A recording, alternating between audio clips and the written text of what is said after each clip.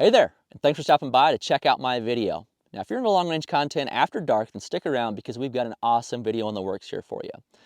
What we're going to do is take a look at the DNT Thermnight 225 and how it stacks up to the Thermnight 635 side by side once the sun goes down. Now, if you're not familiar with the Thermnight series of optics, at a high level, they're going to provide you with a digital daytime optic with integrated laser rangefinder and ballistic calculator. It's good out to at least 1,000 yards, which I've proven in a previous video where I compared a Thermnight 635 to a traditional daytime optic and weapon-mounted laser rangefinder and had impacts with a 5.56 at 1,000 yards using the Thermnight 635. If you're curious about that, check out that video. These optics are also going to give you a thermal capability as well as a night vision capability and integrated IR illuminator. It's really crazy what they've packed into these optics. And then to top it off, they're going to be priced in the ballpark of $1,000 for the 225 and roughly $3,000 for the 635. It almost sounds too good to be true. And if you're like me, you're wondering, do they actually perform? How well or how far can you actually shoot with the 225? And then does something like the 635 actually offer a performance increase in line with the price increase? So those are the things that I have in mind for this video. I want to get to the bottom of it and show you what I find out here tonight on the range.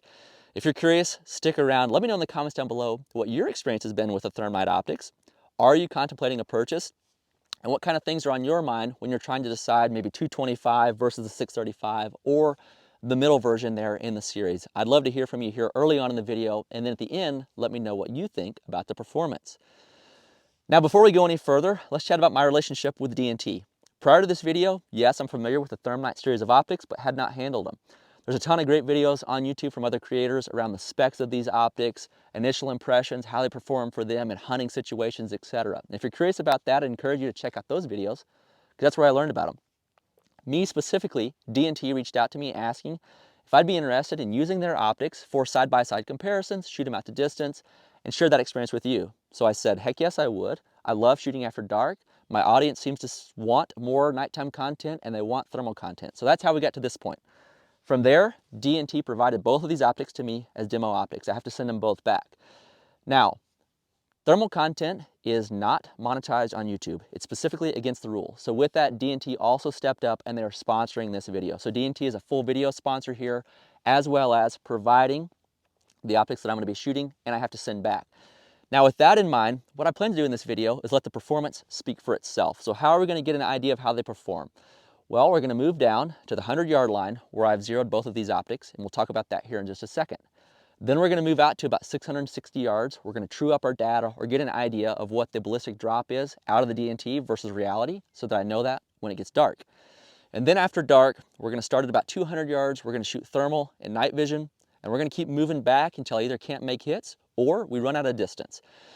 And then at the end of the video, we're going to wrap up where I chat about my experience running them side by side. Now with that, I've got to ask for your help. If you like this kind of content, do me a solid and hit that subscribe button. I'm on a mission to get to 100,000 subscribers and I need your help to do it. If you're watching this video and you're not subscribed, you want to see more content like this, let me know by subscribing. When you subscribe, you're in line for my next video drop. Again, we're racing to 100,000. We're getting there day by day, and I appreciate each of you that are tuning back in and are subscribed and been a long-time supporter of this channel. If you're new here though, join the club and subscribe. Now with that, let's talk about the gear we're going to run in this video. So first up will be the rifle that we're going to run on the DNT 225. And that's going to be my Mk12 Mod 1 kind of clone type rifle.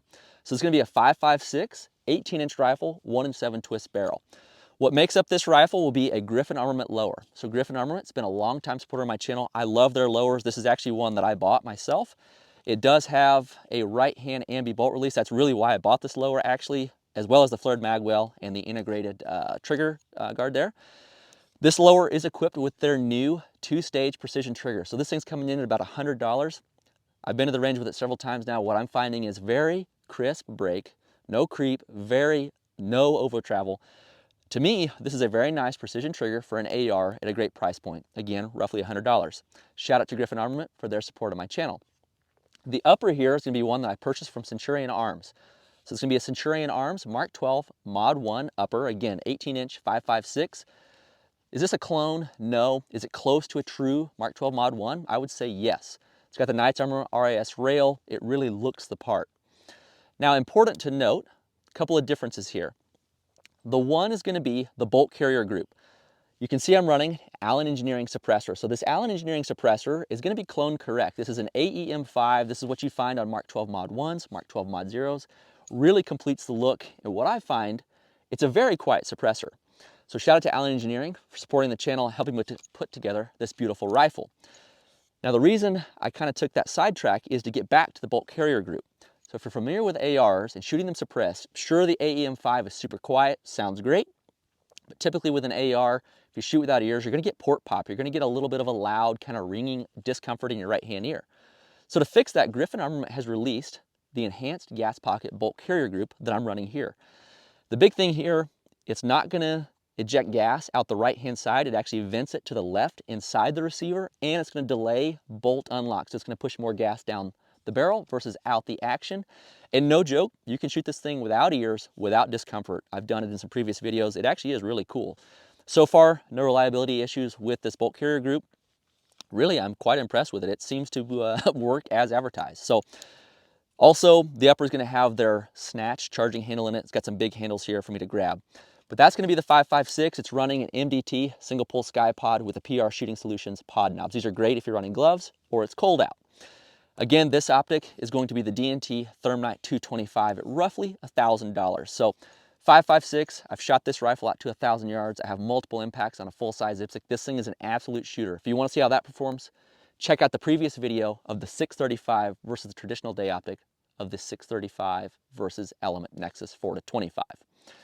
Now, ammo we're going to shoot out of this rifle is going to be from Barnes. They've been a long-time supporter. It's going to be the Barnes Precision Match 77 grain OTM load. So what I did here, kind of off camera, I did go ahead and zero this, and what I found for accuracy of this load out of this rifle is roughly 1.1 to 1.2 inches for a 5-round group that's zeroed up. I ran those rounds across the chronograph, found an average speed of 24.35, a spread of like 26, and an SD of like 9.3. So very good accuracy and velocity performance out of this factory load from Barnes. So shout out to Barnes for providing the factory ammunition that I'm shooting out of the 5.56. You're going to see it perform quite well in this video. No problems making hits out to 830 yards as a little teaser. For the 308 that we're going to run, this is going to be another super cool rifle, and then it's my Palmetto State Armory Super Sass. So just a factory rifle here. This is going to have their trigger in it, their bolt carrier group. I've been shooting this a lot because when I got this last fall, I purchased the rifle, put my first rounds through it, and that video has blown up. A ton of you seem to enjoy the Super Sass content, so I'm putting more rounds through it so they can get a longer term kind of feel for it, get an idea of accuracy, maybe do a longer term review. If you want to see a longer term review of this rifle, let me know in the comments and I'll try to put something together. So factory rifle here in the Super Sass, it's going to be running the Griffin Armament Dual Lock 7 Gen 2 suppressor. Again, Griffin provided this to me for use here on the channel. Both of these rifles are going to be running MDT SkyPod, so this is going to have a double pull SkyPod on it. So quite similar to the single pull that's on the 5.56. Finally, optic on this will be the 635. Again, this one's going to come in at roughly $3,000. So this is the optic that I've run on that rifle and made impacts out to 1,000 yards. Now with that,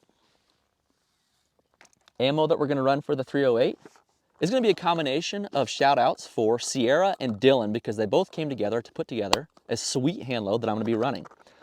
So I'm finding this Super Sass seems to like the 169 SMK. So this load is going to be the 169 SMK in a hand load over stay ball match powder that I ran through my Dillon 550 progressive press. Now why that's important, when I realized I had a window to film this, so for night vision content I'm looking for good weather, big moon, the roads aren't muddy so I can actually get out there and film it. My window was quite small, I didn't have any factory ammo loaded up, so I needed to shoot some hand loads. But because of the small window, I didn't have time to run 80 rounds through a traditional single stage press, so I turned to the Dillon 550 that they provided me. I already had my brass prepped and I hammered out 80 rounds, dropping the powder, running the mandrel through the neck, shooting the bullet in a matter of minutes. So the efficiency increase of something like a Dillon 550 progressive press is actually nuts. I cannot believe I went years using a single stage press, but now that I've gone progressive, I'm going to go there 100% for my gas gun loads for sure. The efficiency increase is crazy, and what I'm finding is, even though you run it through a progressive press, the accuracy and the performance is still there. So while I loaded these 80 rounds in a matter of minutes, what I find, stay ball match powder like this, which is a ball, is very consistent through their powder dropper and through their meter. It's plus or minus 1/10 of a grain. I measure a handful of rounds randomly just to make sure nothing crazy's happened. So it's not going to be perfect every time, but it's going to be plus or minus a tenth, which I find to perform quite well. Bullet seating, again, plus or minus maybe 1/1000ths, so very much on top of the target. So I'm finding the consistency through that Dillon 550 is quite impressive. So for performance, what I got of this hand load out of the Super Sass at 100 yards, as you can see here, I'm zeroed up. Those 5 rounds went into a group that measures about 0.9 inches, so great accuracy. I ran 16 rounds across the chronograph. I got an average speed of 26.43, which is in the ballpark for a 168, 169 grain round like this for a 20-inch barrel. Extreme spread of 54, and SD of 14.5. That's going to be very usable out to distance, and we're going to see that in this video. So if you find yourself interested in some premium components, check out Sierra Bullets. I find this 169 SMK to be extremely forgiving and work beautifully in multiple different 308 rifles. And then if you want to improve your reloading efficiencies, check out Dillon Precision, in particular the progressive presses. If you find yourself interested and want to learn more about Dillon products, make sure you check out their link in my campsite bio. Getting there through my link, making a purchase, will provide a little bit of a kickback to me here on the channel. So with that, let's move into the shooting portion of this video. I've already done my work at 100 yards. I loaded that into my ballistic calculator. Next up, we're going to go out to 660, get the data trued, and then once the night falls, we'll start taking a look at thermal and night vision. So now that we've zeroed both rifles, while we still have some light left, I wanted to move back to a known distance and just true up the data coming out of each rifle at distance to make sure that when I range a target, it's going to give me a correct holdover. So to do that, I've moved back to these rocks. These are at 660 yards from a 2/3 dipstick that I've put down range. Light's fading fast, but we still have quite a bit of light. The sun's probably been down for an hour or so, and there's probably a 2/3 moon up there right now. So what I want to do with each Thermnight is just give you a look. So right now, this is actually the day mode that we're looking at. And if I swap over to the night mode, I find it actually looks a little bit better. So if I go to night mode, the image is going to gray out. And now I can zoom in and see my plate. So again, we're going to be shooting that Barnes precision match, which I've loaded into the calculator. So let's get our rangefinder. I'll range that target, 657 yards. Boom, you saw my reticle move. That's because I'm in the dial in mode. Now the wind out here is pretty nuts right now. So let me just start left 2 mils.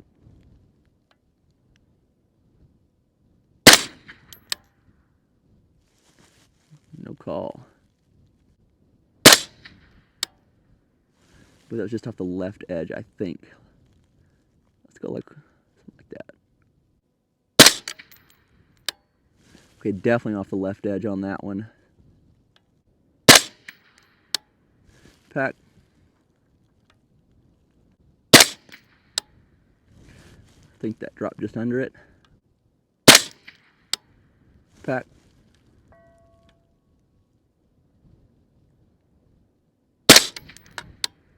Pack.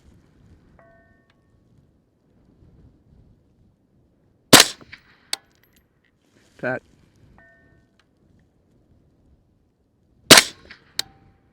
Pack. Okay, so it seems like 1.5 mils. It does seem the bullets running just a little bit low, which is fine. That'll still work for what we're gonna do. Now let's quickly do the 635 on the 308. So let's repeat the course of fire with the 635 on the 308.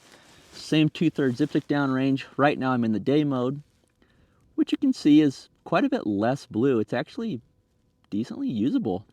Let me go night vision. Turn on the camera. So when I swap modes, it must kick off the recording. So there's a camera looking at, you can see the plate just up and left, kind of washed out. Let's go back to day mode. And I think I'll shoot it right here on day mode. So let's get our rangefinder going. 664 yards. Okay, locked in, move the reticle for dial-in mode. And let's do the same left, 1.5 mils. Okay, so I'm gonna call that like, go to 0.5. Okay, just off, all right, so split that. Whew, I can see the dust. Let me cheat up and over.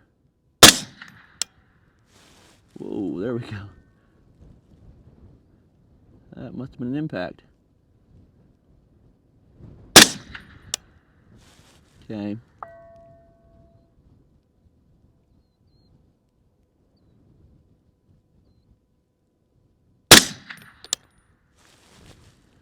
Man, so that washes out kind of high and right.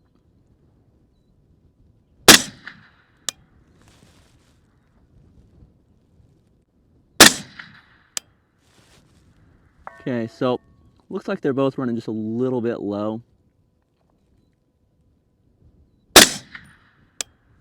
We'll want to keep that in mind as we stretch out to distance.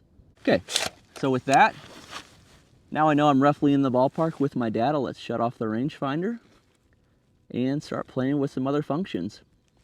Now that it's fully dark out, how about we play around with the 225 and the 635 in the darkness to see how the night vision and the thermal modes work. Now conditions tonight are really good for night shooting. We have about a 2/3 moon out. There's a shadow of me on the ground. I can see the ground around me. Really, this would be kind of ideal night vision conditions. So with that in mind, let's just take a look at what we've got. Now I've got two targets downrange. I have they're both 2/3 dipstick. The one on the left is the one that we were shooting earlier, and then the one on the right, I'll flip over to thermal mode, is going to be a treat for you in that it's warm. So you can see there's the thermal target, and there is the night vision target. So let's just go back and take a look at the night vision mode. So right now I'm zoomed all the way out. Play with the focus here. You can see the target to the upper right of my reticle. Really, I don't see much difference in the, oop, that's bad. That's decent focus. IR is not on. Let's go ahead and turn on IR.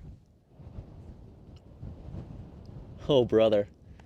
So IR, really, really good. Now I have focused that IR beam. And you can see the wind is moving my plate. But you can see I can play with the intensity of the IR light and the beam. So let me just kind of flood. And let me just click through the different settings. You can see IR is going up. Man, we can see those targets really good. So take a look, there's the road. That's all the way IR. So let me just come back down to the first setting. And let's get our rangefinder going. There's the target.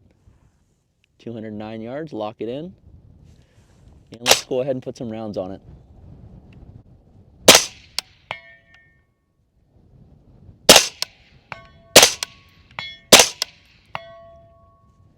So as you can see, really no trouble. Let's flip over to thermal mode. And let's just go picture in picture for you here. So thermal with night vision picture in picture at the top. So let me zoom in a bit, focus the thermal. Actually, let me go up to the thermal target and focus it.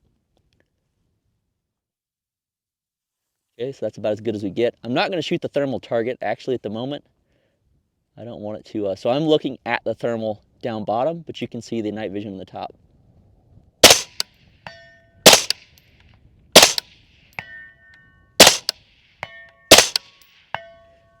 So just beautiful performance. Let's zoom out.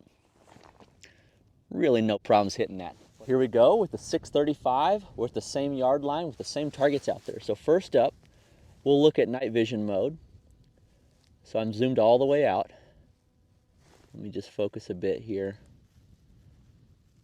So you can see target is in the upper left of the crosshair. So that's about as clear as I can get it. Let's turn the IR on. Lowest setting, man, just makes them pop. Let's flip over to thermal. I'll give you a look at that. Okay, there's thermal. So zoomed all the way out. Let's just zoom in.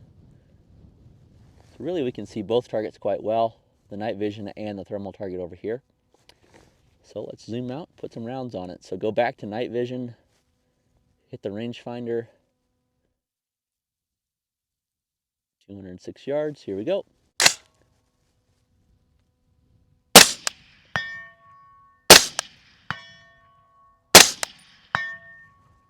Okay, let's hit it with a thermal. Zoom in a bit. We'll go picture in picture so you can see the impact in the night vision. So I'll watch the thermal reticle.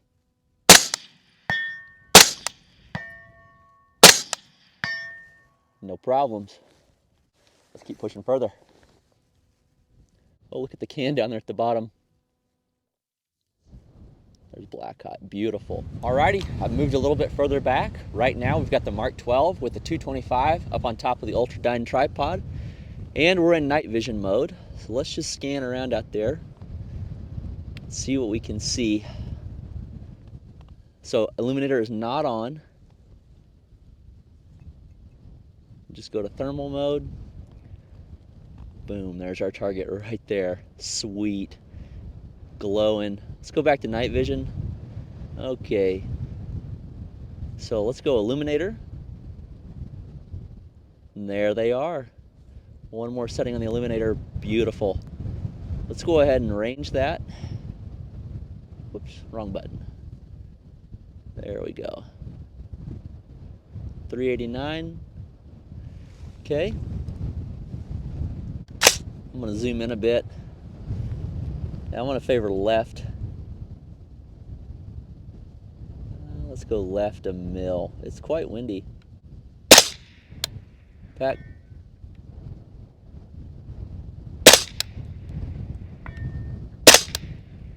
Off the right edge. Pack. Packed. Dude, you can see the base of the bullet flying in the illuminator. Packed.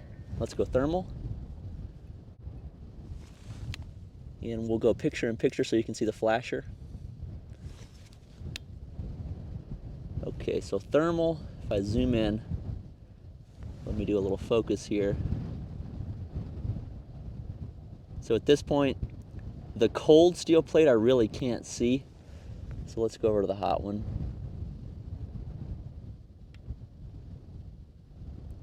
Left a mil. Pat. Pat. Impact. So there we are. No problems with the 225. We're at 390 yards. Here we are with the Super Sass and the 635, same firing position. I'm in night vision mode, no illuminator right now. Let's just go over to thermal. Boom, there's our target right there, black hot. You can zoom in and see it, beautiful. Let's go back to night vision, turn on the illuminator. Okay, zoom out a bit. See if I can focus that a little better.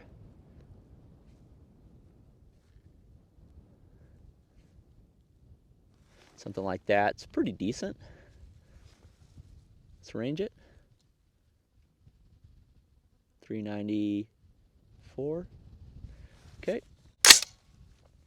Favor left. Something like that. Pat.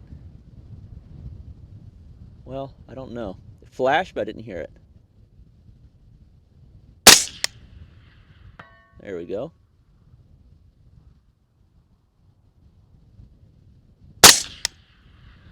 Pat.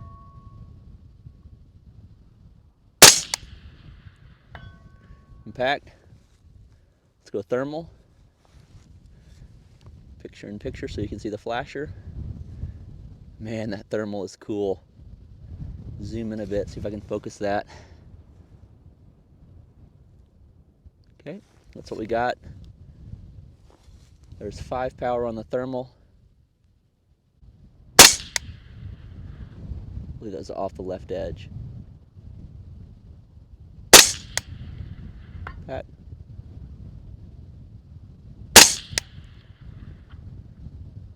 Off the right edge.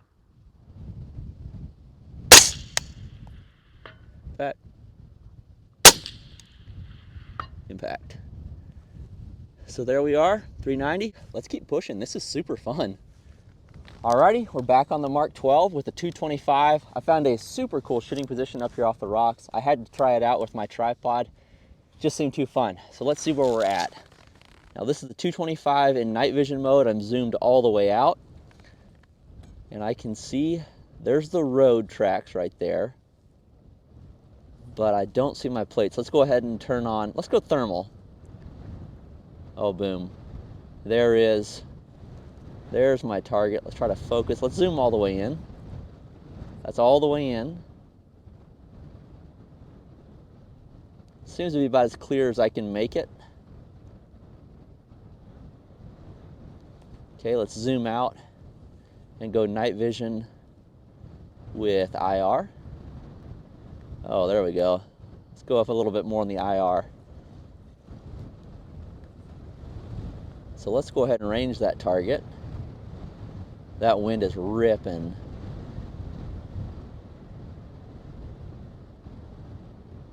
$560 yards. Lock it in. Let's zoom in. Okay, a little bit blurry. Let's try some more IR. There we go.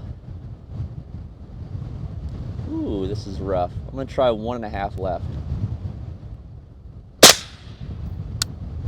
Looks like it's off the right edge. No call.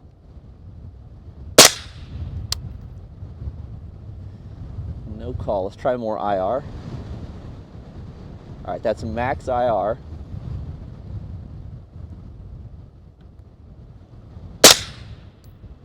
Impact.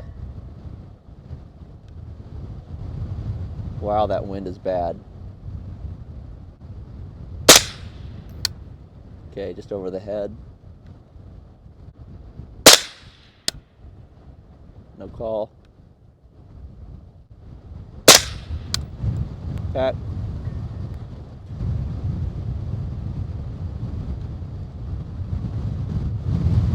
Whoa, that wind. Ripping. Tripod's still standing. Camera. So you can see the plate moving, set off the light. Let's go 2.5. There's the plate moving in the wind. Let's try the thermal one. Zoom in. We'll get that picture-in-picture going. Now let's see if we can hit that bad boy. You can barely see it. But something like 2 mils. Impact. I believe.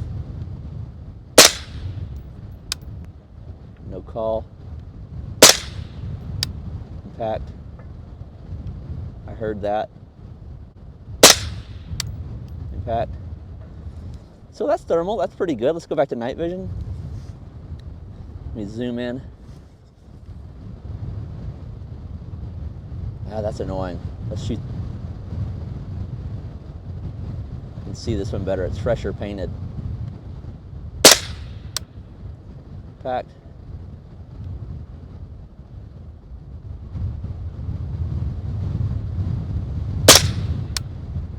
Impact. Alrighty guys, that's pretty tough, but 550 yards with the 225. Let's swap over and try the 635. Here we go, same position with the Super Sass and the 635. Got those 2/3 Ipsics out there. Let's see if we can find them. So we're in the night vision mode on the 635, no IR. I can see the road there. Let's go thermal. Boom, there's my target. Right there. Now let's go night vision. Hit it with some IR. Let's zoom out. Let's go max IR. There we, oh, one more. There we go. Try to focus it maybe. And let's go focus the IR.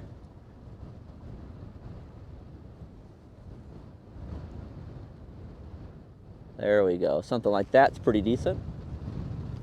Let's range it.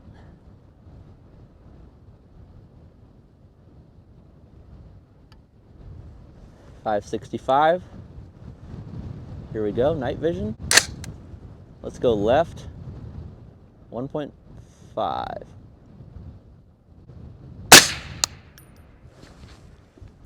believe that landed low.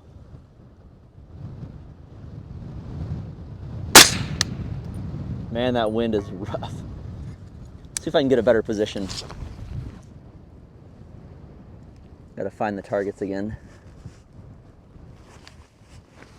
There we are.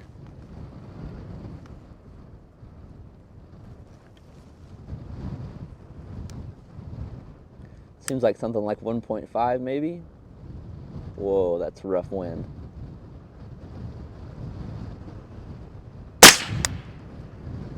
Pack.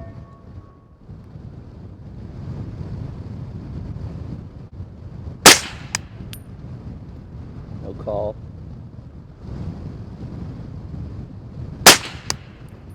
Pack. Let's go thermal.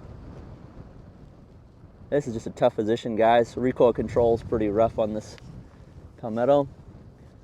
Let's focus that.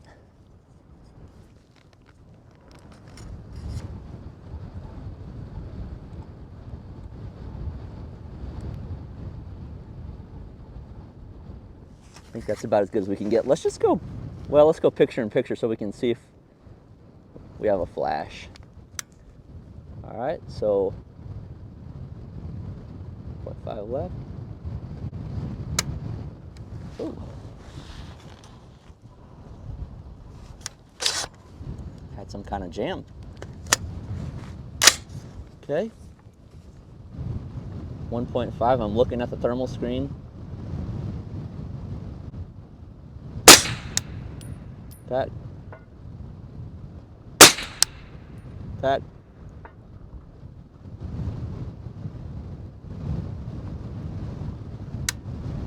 And that must be empty. Oh, another jam.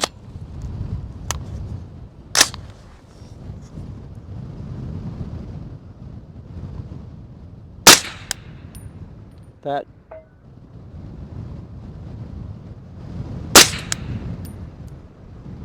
No call. No call. All right, that's tough in the wind. Let's keep pushing back further. Alrighty, the wind out here is absolutely brutal tonight, but we're having a pretty decent hit making some impacts. How about we really push the distance? I should be out here in the ballpark of like 800 yards. I've got the Mk12 with the 225. We're in night vision mode right now. And I can see the road there to the upper left of my crosshairs, but I can't see my plates at all. If I go to thermal, boom, there I can see my hot plate. I'll zoom in a bit, try to focus it. It's about as clear as I can get, just a white blob. Now if you look out there, you look at all the other colors that are out there. If I go black hot, maybe it sticks out a little bit better. Iron, red hot. To me it almost looks like white or black look the best. So zoom in, thermal. Now let's go night vision. So I should be between the two targets. Let's go, this is no IR, let's go IR on. Okay, there we go. Let's go max IR. Okay, there's my plate. Let's range it. Oh, it's also worth noting that is now a full-size IPSC that I put out. That's 826 yards. Oh gosh. 826 yards.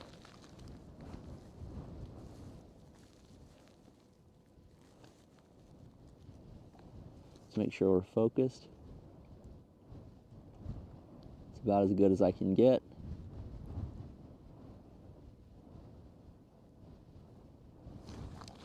All right, remember we were a little bit low when we checked our data at 660, so I'll hold like top of plate, left 3 mils. We're looking for some kind of splash.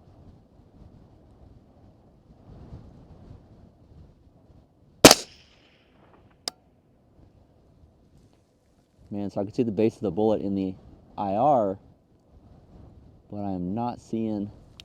Let's just go on the plate, 3 mils.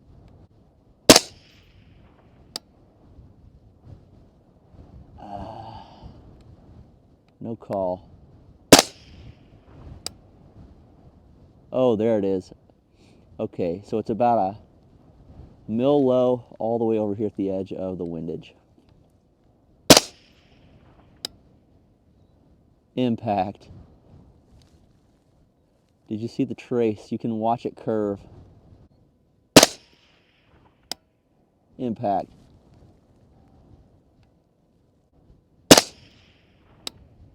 Impact. So what is that? 1, 2, 3, 4, 5, 5.5 mils. Just off the right edge, I think. Impact. Alrighty, guys. Wow, that is 826 yards. Mark 12 full-size IPSC with the 225 Thermnight. Now let's try the 308 with the 635. Alrighty, what a run with the Mark 12. Let's see how we can do with the 308 and the 635 Thermnight. So I'll go ahead and start in thermal mode. We're zoomed all the way out. You can see the road there.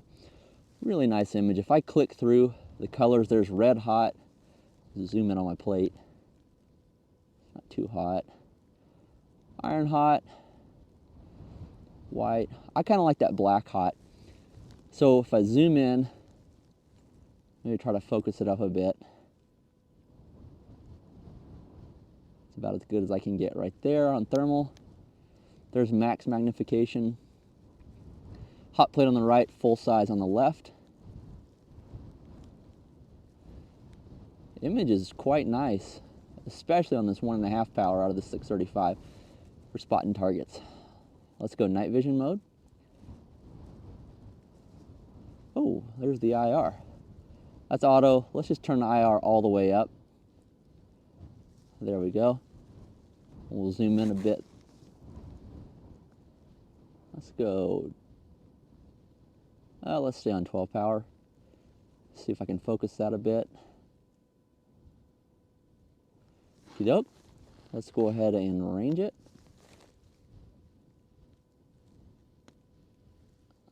Let's hit like 835, get a little more elevation. Ooh, 6.5.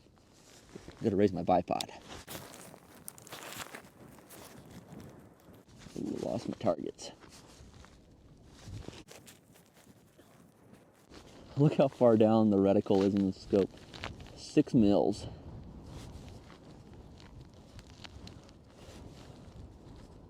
That's my, oh, I need to turn my IR back up. That's max. 12.5 power. Let's go left 4 mils. Actually, I'm going to cheat up into the head. I'm going to hold head. Remember how we hit a little bit low? Left 4 mils. Okay, just off that left edge. Man, pretty clear image. Let's go 3.5. Impact, second round at 836.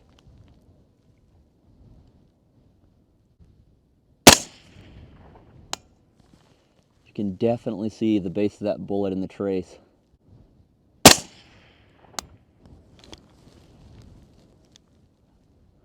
I think that was off the left edge, something like maybe 3. Impact. Impact.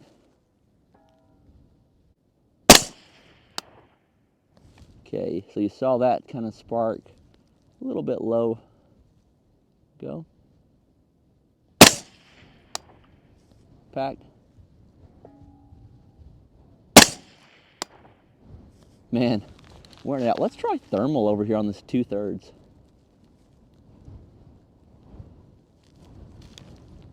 Ooh, I do not like the green reticle.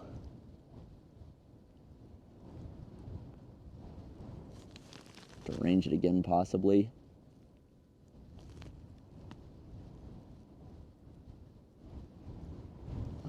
Okay.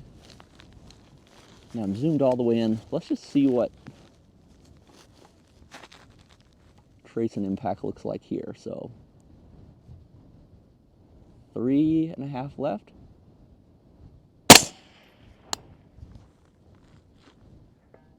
So that was an impact. I heard it. I turned on picture-picture so you can see it now.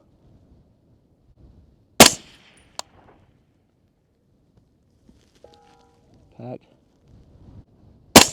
So I have to shoot and then look at the target. Impact. So I can't really see the impact in the thermal. I'm using the night vision to see that. Yeah. So when I hold 3.5 mils, I'm outside of the picture-in-picture. That's crazy. Should we try the 2/3? It's actually hot.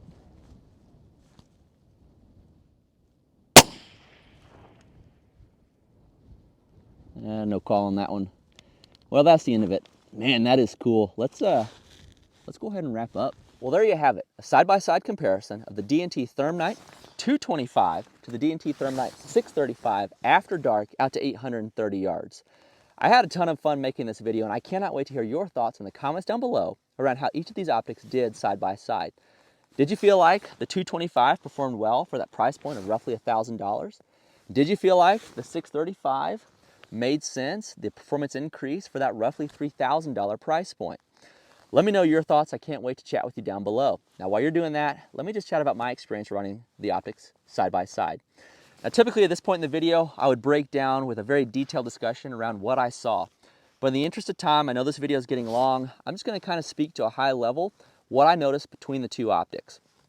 And I'll sum it up by saying, in the daytime there at the 100-yard line, when I was zeroing, I did feel like the 635 provided a little bit crisper image at the 100-yard line.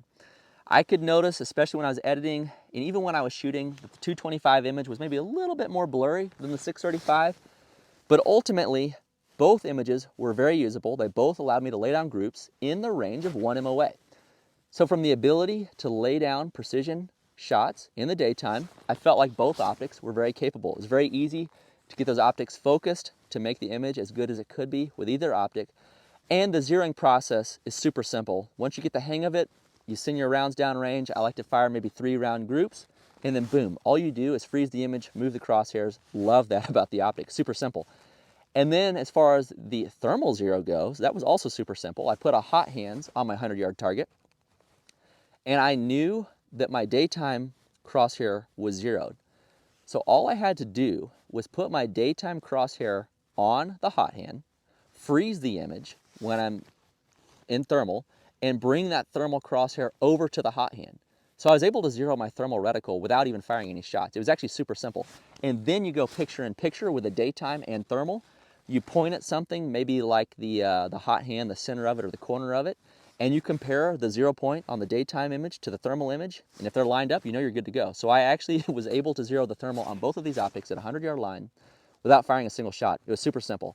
So that was awesome. Love that about both optics.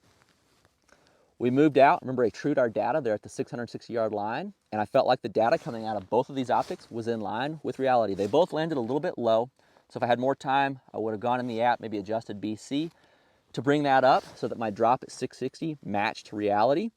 Certainly, if I was going to have these more long-term, that would be step one, to make sure the data that's coming out of them matches reality. Very simple to do. If you understand the concepts of what you're doing in there with BC to change that, especially in the ballpark of 600 yards, it's really simple. And I have no doubt that that would work out perfectly because I've already done that with the 635 out to 1,000 yards in my previous video that I mentioned earlier.